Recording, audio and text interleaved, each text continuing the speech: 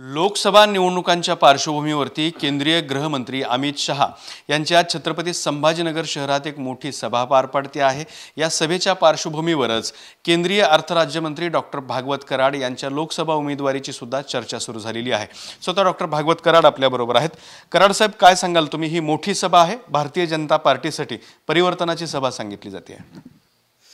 छत्रपती संभाजीनगर या शहरामध्ये देशाचे यशस्वी कणखर गृहमंत्री माननीय अमित भाई शहा दाखल झालेले आहेत आणि भारतीय जनता पार्टीच्या माध्यमातून अत्यंत मोठी सभा मराठवाडा सांस्कृतिक मंडळ इथं तयारी केलेली आहे।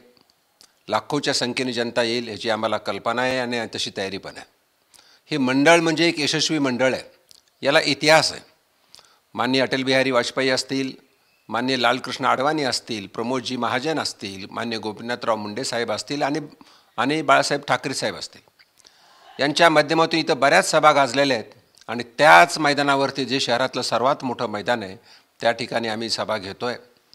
माननीय शहासाहेबांच्या नेतृत्वामध्ये संभाजीनगरचा विकास आणि मराठवाड्याचा विकास या विषयावरती आज सभेमध्ये ते बोलतीलच, पण आम्हाला पूर्णपणे खात्री आहे की येणारी सभा आज होणारी सभा ही भारतीय जनता पार्टी अर्थात महायुतीसाठी एक वरदान ठरणार आहे आणि या माध्यमातून जी मागच्या वेळेस ही जागा NDAला मिळू शकली नाही, महायुतीला ही जागा मिळू शकली नाही, ही जागा MIMला मिळाली चुकीमुळं, तर आता मात्र कुठल्याही परिस्थितीमध्ये ही जागा NDA महायुतीला कशी मिळेल त्यासाठी आमचा प्रयत्न आहे। अर्थात आमचे मित्रपक्ष शिवसेना असेल, मित्रपक्ष राष्ट्रवादी अजितदादा गट असेल, RPI असेल, यांना आम्ही बरोबर घेऊन ही सभा करतोय। पण या सभेच्या निमित्ताने एक चर्चा सुरू झाली आहे की डॉक्टर भागवत कराड यांना लोकसभेची उमेदवारी मिळणार, हे खरं आहे का? तुम्ही लढवणार आहात का? निश्चित झालंय का? ही लोकसभा भारतीय जनता पार्टीची आहे, हे बरोबर आहे, पण ही जागा कोण लढवावी हे महायुतीचे नेते माननीय मुख्यमंत्री शिंदेसाहेब असतील, माननीय देवेंद्रजी फडणवीस असतील, अजितदादा राष्ट्रवादी गटाचे असतील, त्याचबरोबर आमचं केंद्रामध्ये पार्लमेंटरी बोर्ड असतं, तर हे सर्व एक प्रोसेस असते आणि प्रोसेसनंतर कळेल की ही जागा कोण लढवणार। पण एक भारतीय जनता पार्टीचा कार्यकर्ता, पदाधिकारी, नेता आणि या शहराचा 2दा महापौर, एकदा उपमहापौर आणि सातत्यानं प्रत्येक पदावर काम केलेला मी या शहरातला कार्यकर्ता आहे आणि मला पूर्णपणे ह्याच्यामध्ये खात्री आहे की NDAला जागा मिळाली पाहिजे।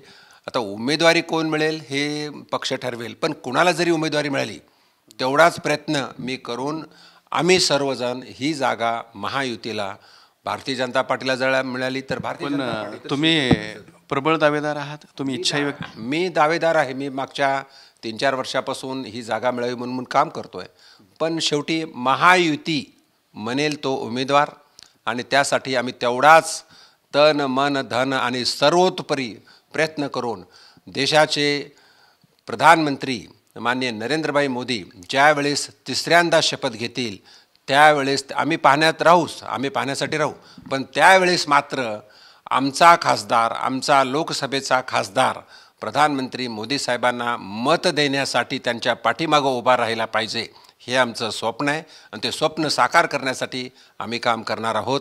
मला आठवतं आहे ज्यावेळेस संसदमध्ये महिलांचं रक्षणाचं बिल आलं, आरक्षणाचं बिल आलं, त्यावेळेस मात्र आमच्या संभाजीनगरच्या खासदारांनी मात्र विरोधात मतदान केलं।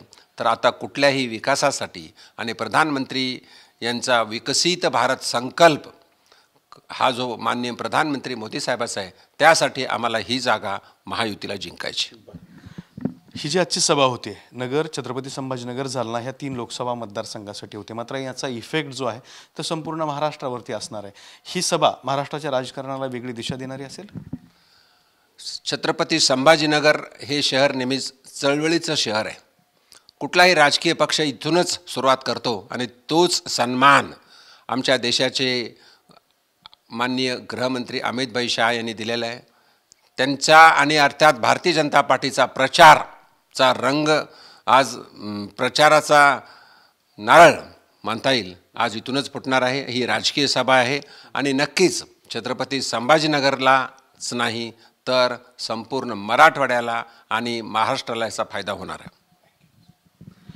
तर हे होते केंद्रीय अर्थ राज्यमंत्री डॉक्टर भागवत कराड यांनी स्पष्ट केलेले आहे की छत्रपती संभाजीनगरच्या या सभेचा संपूर्ण महाराष्ट्राला फायदा होणार आहे।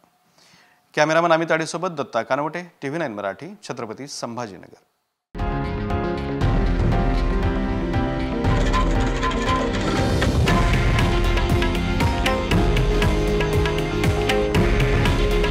हे आहे देशातील नंबर 1 न्यूज नेटवर्क आणि आपण पाहत आहात TV9 मराठी।